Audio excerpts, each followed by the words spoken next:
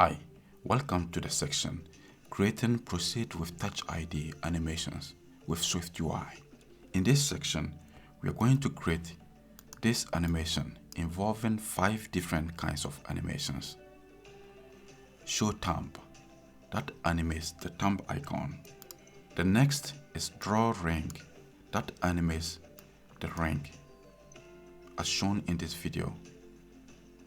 Then we have show circle, that shows the animation of the circle in the center.